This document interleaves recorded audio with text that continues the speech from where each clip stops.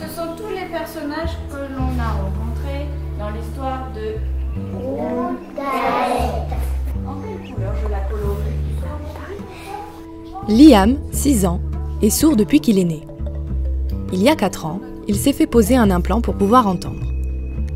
Depuis 2 ans, Emeline et une autre collègue l'accompagnent à l'école 7 heures par semaine pour l'aider dans sa récupération auditive. Notre rôle en classe, en fait, c'est de faire en sorte qu'il soit complètement intégré dans son groupe classe. Donc on va retransmettre toutes les consignes de la maîtresse, toutes les blagues des copains, leurs erreurs de langage aussi, pour que Liam se rende compte qu'il n'est pas le seul à faire des erreurs quand il parle, que sa langue n'est pas complètement formée, mais il n'est pas tout seul, les autres aussi. Donc on est vraiment là, en fait, pour qu'il soit comme les autres. Si Liam, comme 19 autres enfants sourds, est aujourd'hui accompagné à l'école, c'est grâce à l'Association pour la surdité. Créée il y a 20 ans, l'APS a pour but de sensibiliser à la surdité et de rendre accessible la culture au public sourd et malentendant sur Nouméa et Doumbéa. L'accompagnement scolaire reste notre priorité, en tout cas au niveau de l'APS. Au niveau institutionnel, c'est de faire reconnaître le handicap de la surdité dans nos textes de loi et ainsi à pouvoir apporter l'accompagnement scolaire adapté à l'enfant sourd et malentendant. Un enfant sourd qui est appareillé ou implanté a besoin de codes pour améliorer sa compréhension du français oral, écrit, afin qu'il soit autonome dans sa vie scolaire, dans sa vie sociale, professionnelle. Plus tôt on prend en charge cet enfant, plus tôt il sera autonome dans la vie. L'association propose 2 façons d'appréhender la surdité. Par la LPC, langue parlée complétée, ou la LSF, langue des signes française. Le choix revient ensuite aux parents. Moi c'est Aline. Moi je vais traduire les histoires de Chloé en langue des signes.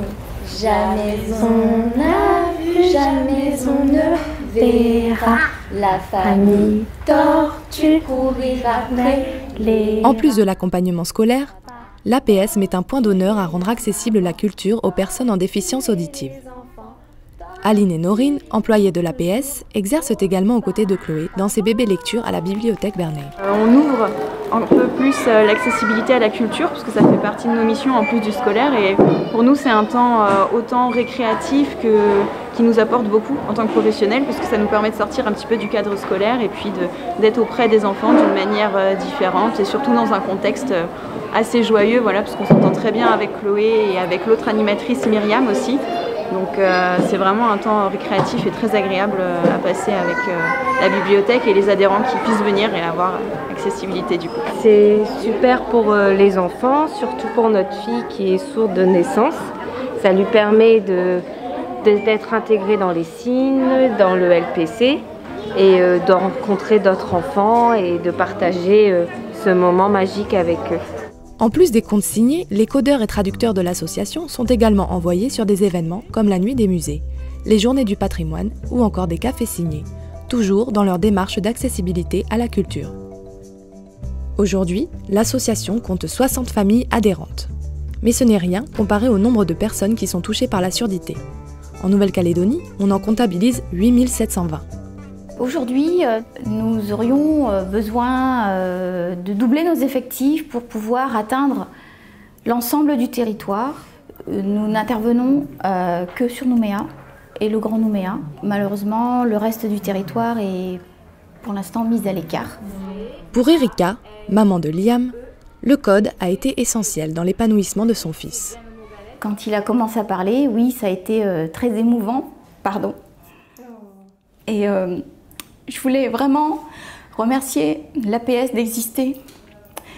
Je voudrais vraiment que les institutions, que la société comprennent qu'on a vraiment besoin d'accompagner ces enfants pour qu'ils puissent rester, pour qu'ils puissent vivre une vie d'un enfant tout à fait normale.